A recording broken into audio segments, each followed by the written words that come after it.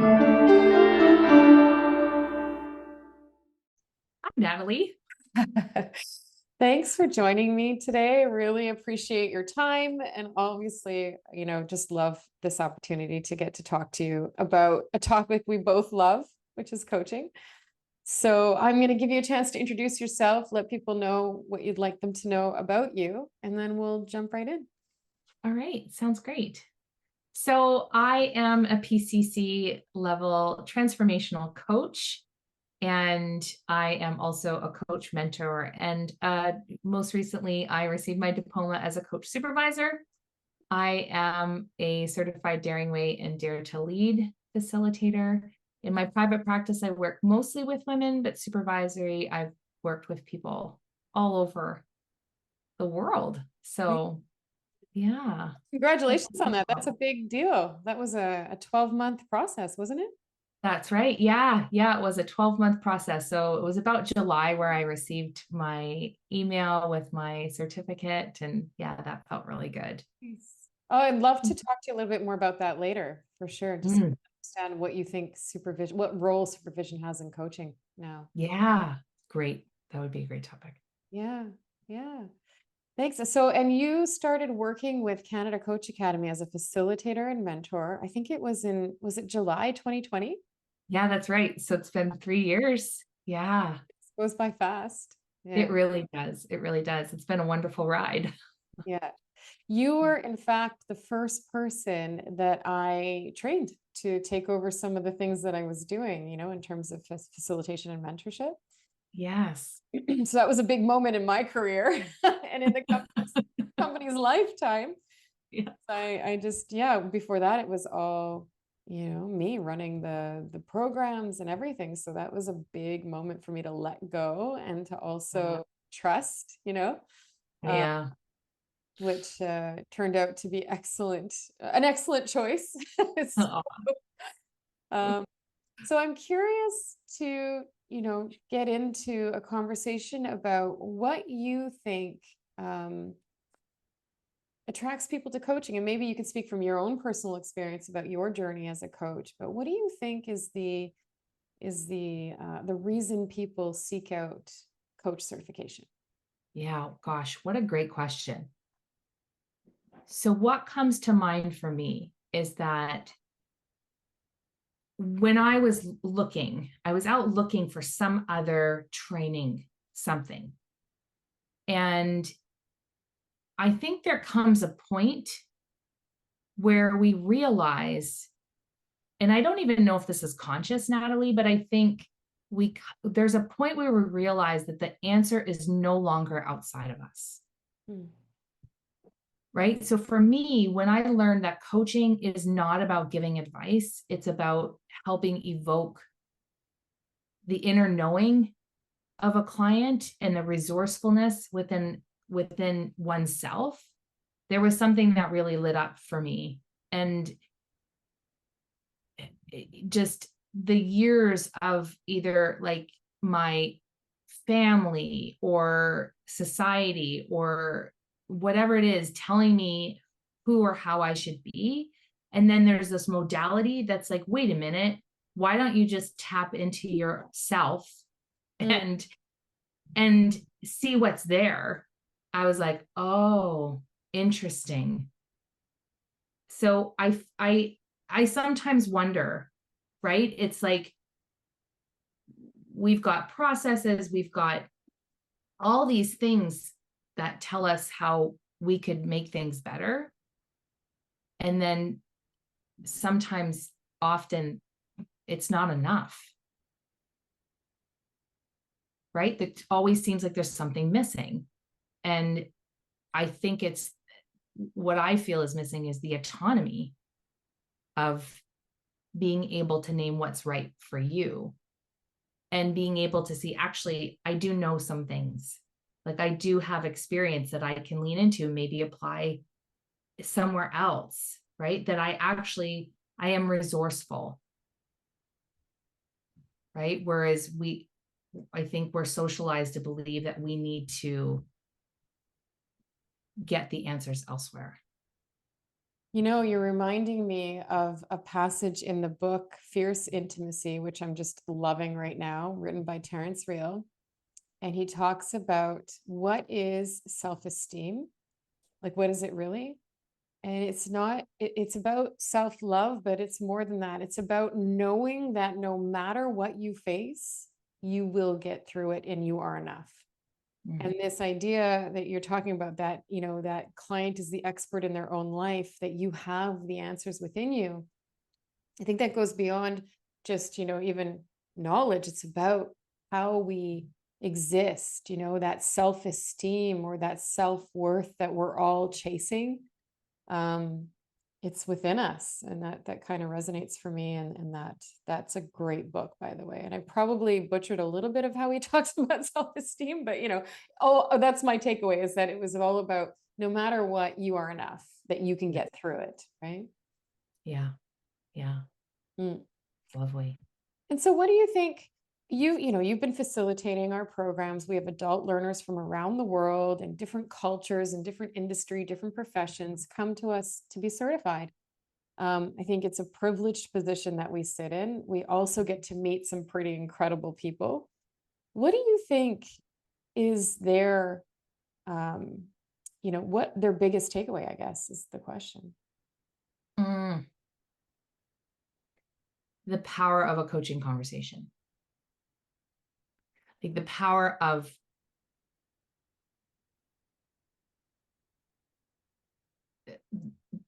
I feel like I just have to repeat myself, like the coaching conversation. Like this isn't a mentoring conversation. This isn't a consulting conversation.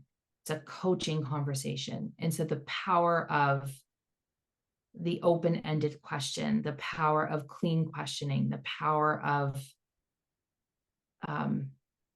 setting an intention for a conversation, right? Like I really see time and time again at the end of a program when we're circling and celebrating how often students will say, I had no idea. I had no idea coming in what I was going to walk away with. Yeah, I hear that a lot too. Right? Personal transformation was unexpected in many. That's right. Yeah, that's a good point. So many people mention how personal the journey is, which makes perfect sense, right? Because as coaches, we are committing to our own personal growth and development, but the skills that we learn to coach others deeply impact us ourselves. Yeah. Yeah, I think the value of the coach certification, well, I think the perception is that you're coming to be skilled, right? To learn a strategy for communication that is now considered to be the language of influence and leadership. So it's a very powerful, mindset. But I actually think that the best part of it that people don't realize is that you're being coached for 6 months and you get to experience that as well as learn the craft. You're actually experiencing it yourself. And that's the gift, right? Yeah. I appreciate you saying that. With all the various trainings I've done in my life, like in another life, I was a fitness professional and I trained fitness professionals. And I think of personal training and training to become a personal trainer. You're not required to have a personal trainer. Interesting.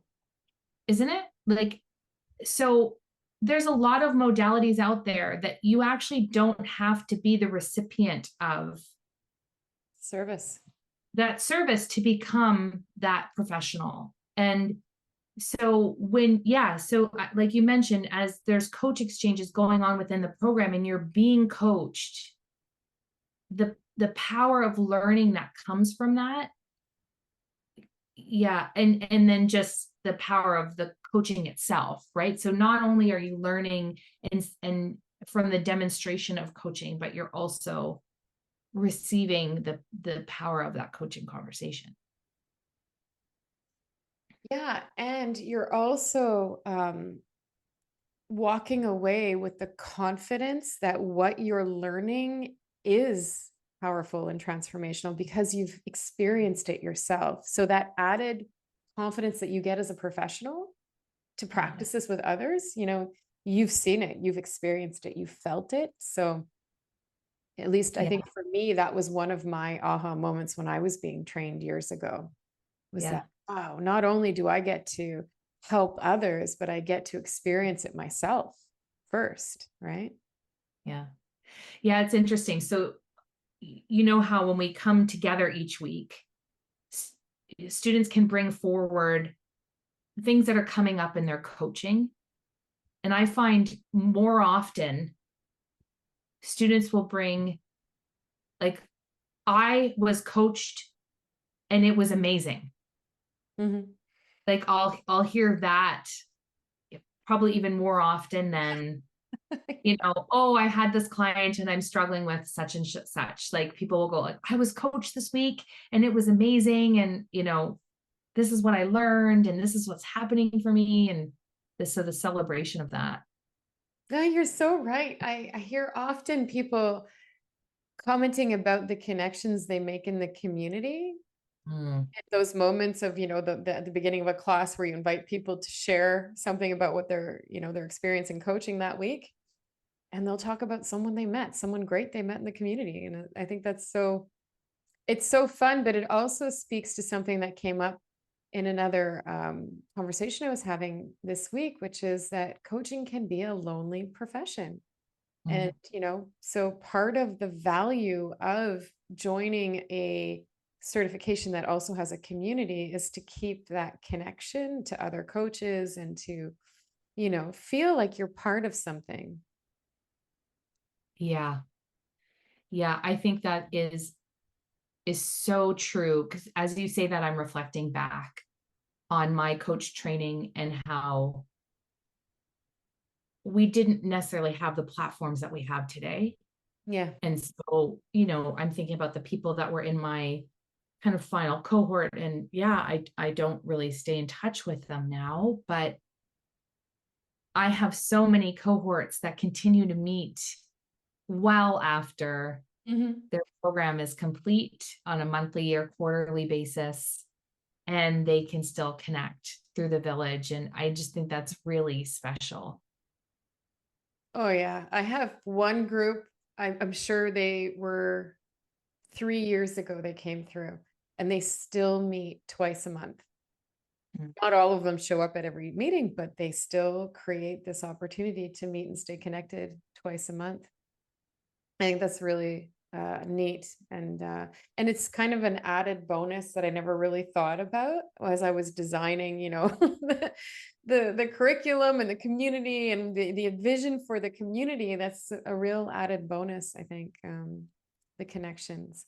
So for you as a coach, was there a moment when you knew, yeah, this is different. This is something that I really like. Was there a moment where it just clicked? Yeah. Okay. I have a funny story. Um, I was in my coach training program and we were visiting my father's home. My kids were little, so I have three kids. So my youngest wasn't born yet, and my middle guy was probably, oh no, I had three kids at that time. Anyway, that's beside the point. But it does paint a picture because we're all trying to get in the car, like this baby, like a 2, 3 year old, right? And like a 7 year old. We're trying to like load the kids in the car and go home. And my father wasn't home. So the house, we were leaving the house and it was going to be empty when we left. And my middle guy refused to leave. He's like, I want to stay here. I'm not coming. I don't want to go home.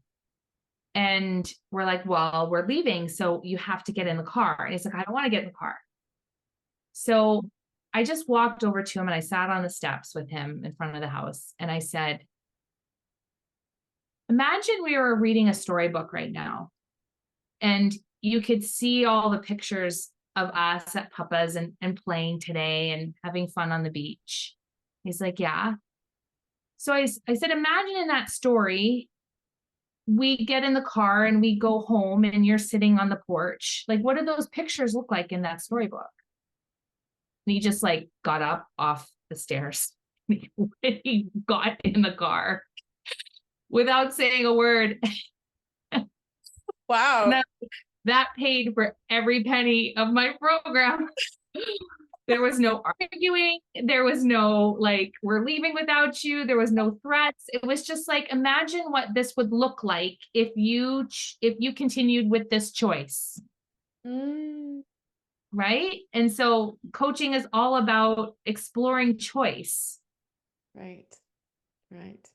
And I just thought that was like, I'll never forget that moment. And I was like, whoa, You're coaching a 2-year-old. I'm coaching a 2-year-old. Wow. Yeah. Yeah.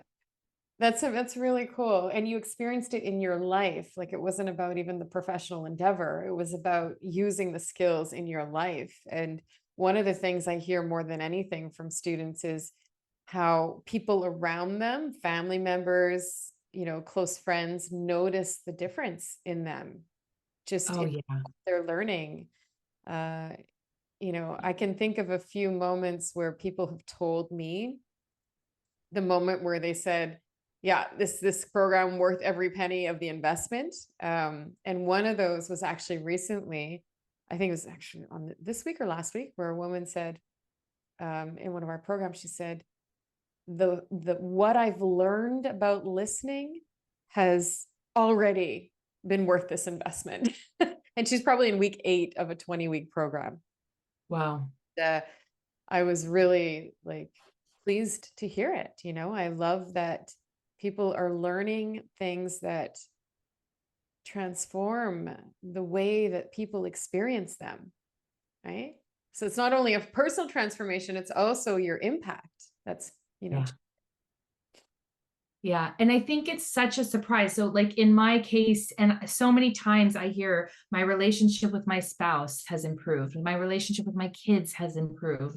And they didn't realize that they came in for, yeah, to either maybe further their career and what they're doing, or to become coaches and create a business of their own, not realizing the ripple effect of these skills in the immediate relationships around them. Oh yeah. Yeah. Yeah. That's what I love about coaching. It's the gift that keeps on giving, right? Mm-hmm. Which is why, when I started coaching and I saw the impact and the possibilities, I wanted so much to be able to show other people that they could do that. They could have the same impact. I mean, I don't know. I think I say this a lot to people in my life, to people that I meet. I don't know anyone else who gets to do a job they love and gets feedback on a regular basis, and I mean almost daily, from someone saying, you've changed my life. This program changed my life. I can't believe how much I've learned, like positive feedback all the time. And I know you get it too, Cate. I see your students celebrating you and loving, the journey with you. Like, what do you make of that? Yeah. Well, it's humbling. Like I have tingles as you're talking. Like it's incredibly humbling. And just like, well, not only do like we get to walk alongside these incredible human beings who come from all sorts of different walks of life, but it's like, I'll never forget this time where I'm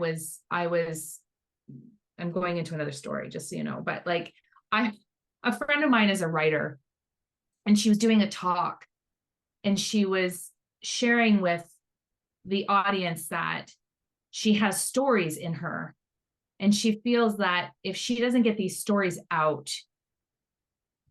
she would die with regret, basically. Like these stories have to come through. And something struck me in that I felt like I really, really, really love coaching one-to-one, but I felt like there was something more in me to create a bigger impact. Mm. And so to be able to sit in a room of coaches who are going to go out into the world and create that impact is incredibly humbling and really meaningful for me. So, but I also just that ripple effect of a coach, right? So someone who's being coached, they're going to go out into their world and they begin to understand the impact of a powerful question.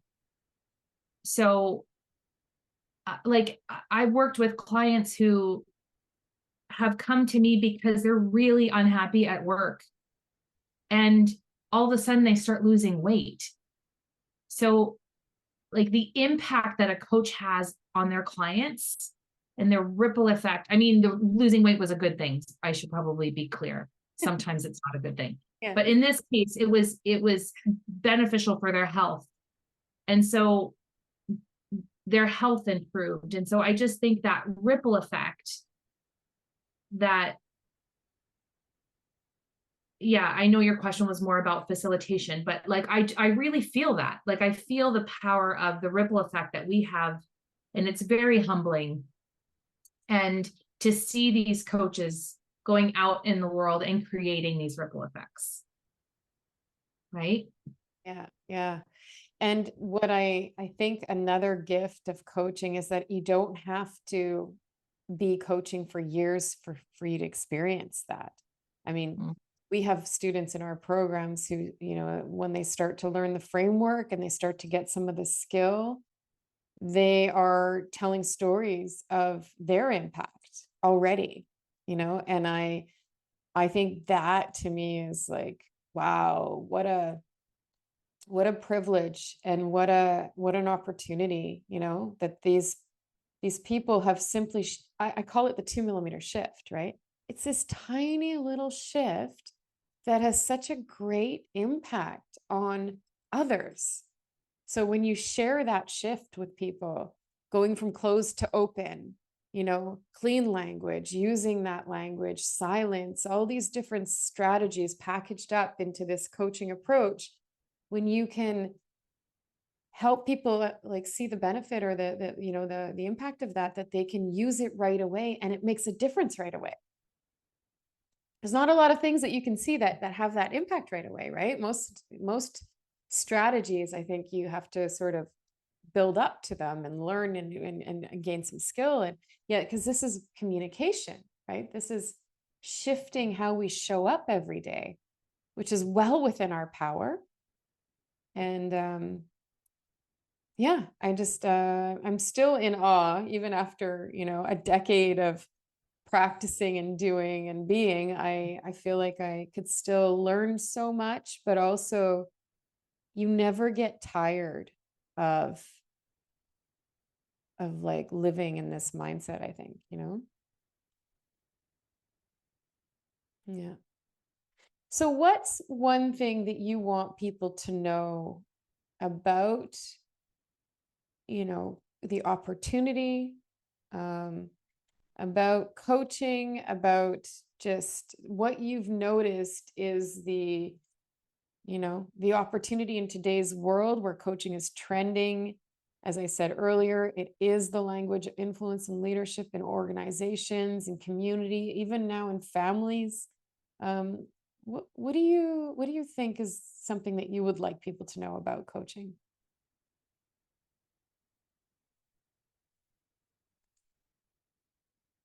Whoops, Kate, I lost you. You're on mute.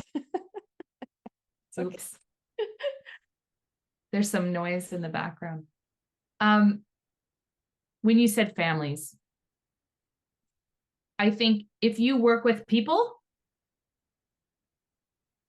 then coaching skills can give you an edge that you can't quite even probably imagine.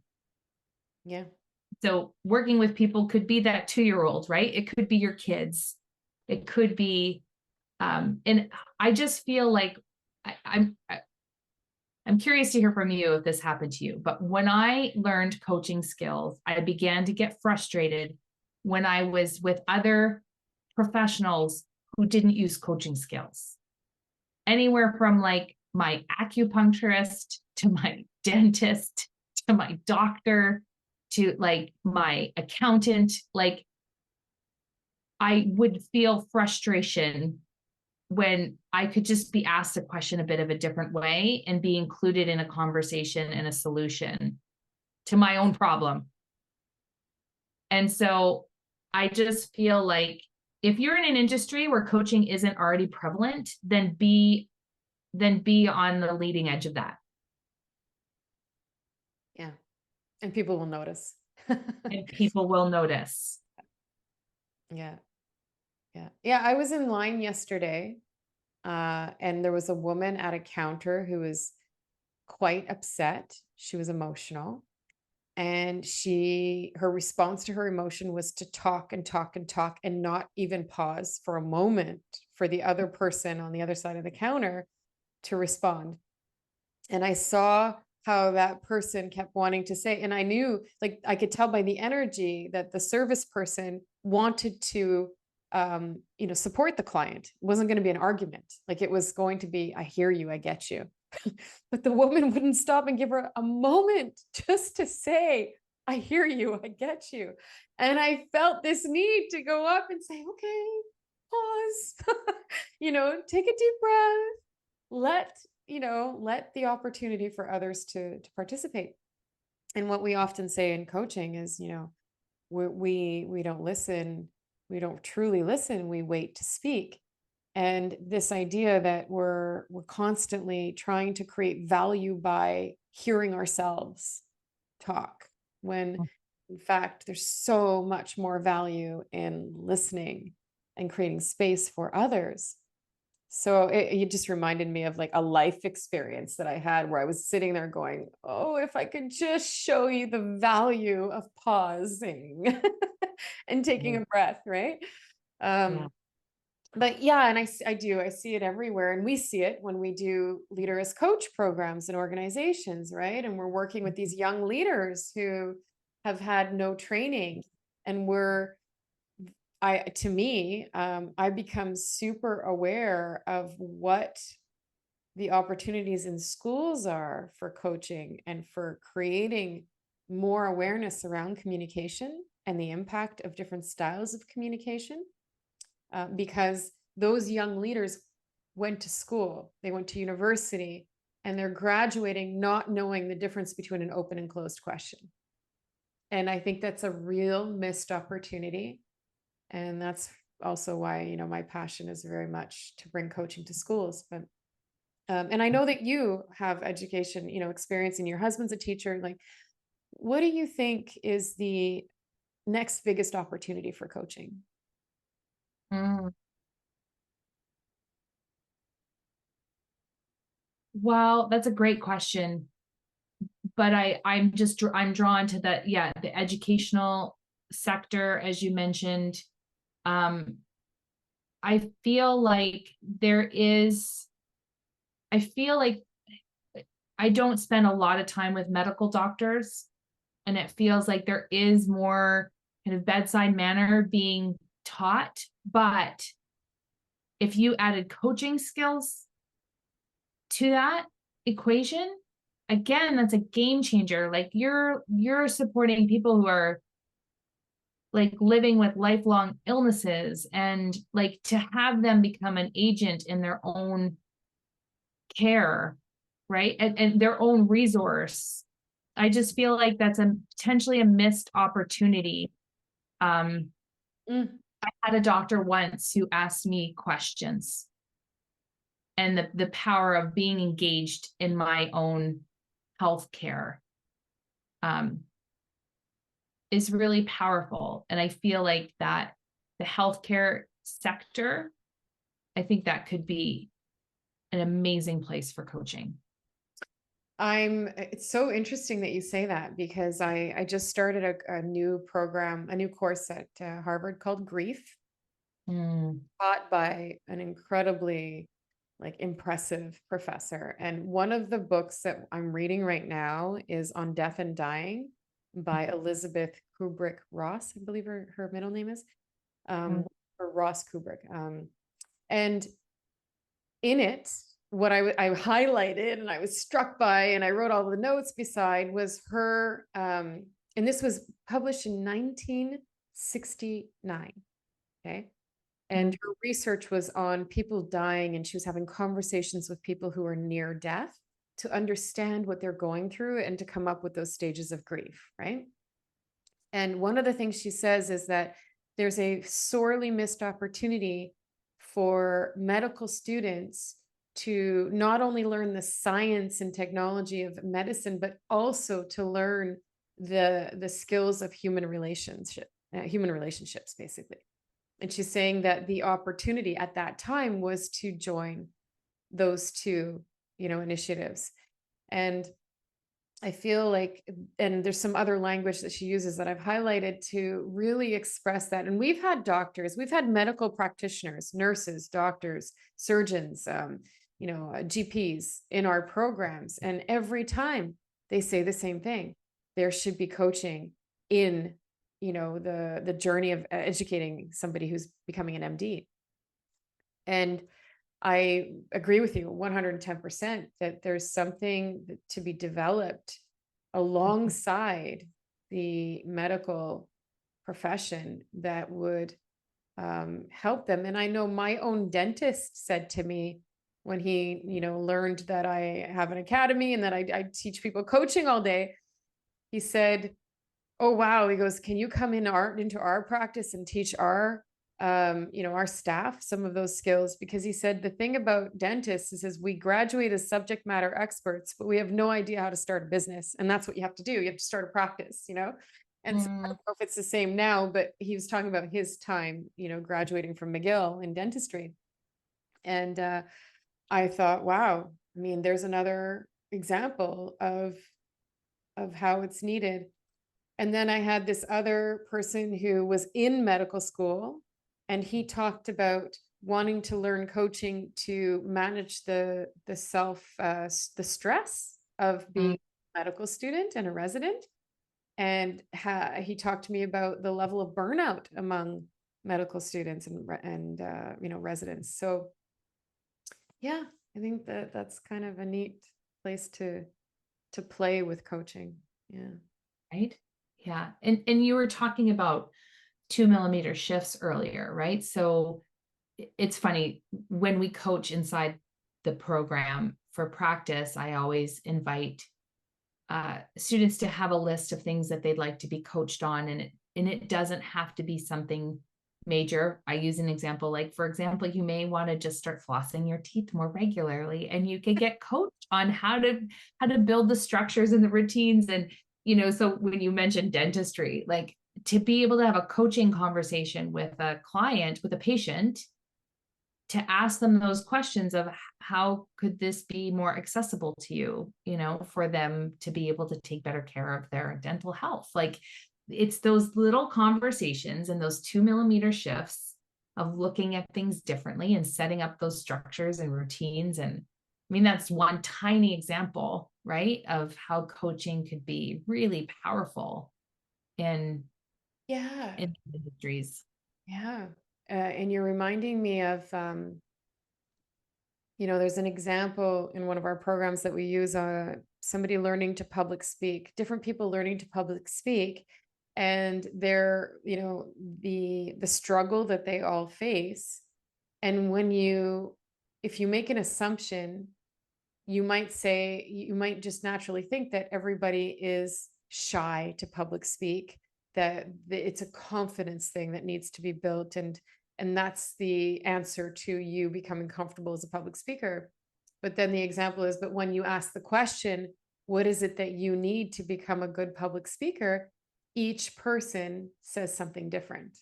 Right. So, when we ask the question versus assume that we know because it's familiar and, oh yeah, of course, it's got to be confidence, right? Well, it's not. It's, I wish my face wouldn't turn so red. How do I, manage my body temperature while I talk? Or, I wish that I didn't have to read the script, that I wanted to speak without reading. There's different things. So we learn the answers. We really get to hear what's important to people. And in this book on death and dying, one of the, like, the way that she comes up with these stages of grief is through interviewing and really understanding what's going on for people and how misunderstood a lot of the, surface emotions are of people in the stages of death.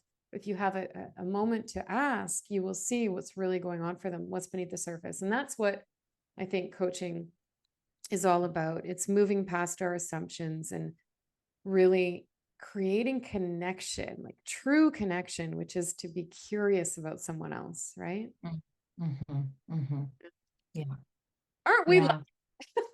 Aren't we lucky? Aren't we lucky? Yeah. Yeah. Very. Yeah. Yeah. Yeah. Well, look, I would just really, I'm conscious of time. So I want to say thank you so much for taking the time out of your busy schedule. I know part of what your busy schedule is. No, it's a pleasure. It's an absolute pleasure to talk about coaching and to be with you. It's just lovely. Yeah, and I really hope you'll come back. The invitation's always open. We'll talk about all kinds of coaching stuff, which is, to me, this is like the best conversation. And yeah, and thank you for all of the work that you do to spread the gift of coaching through our community and also through the work that you're doing as an independent. And the Brene Brown work that you're doing is so powerful as well. So yeah, just love that you are sending ripples through the universe. Oh, thank you, Natalie. You too. You too. Thanks, Kate.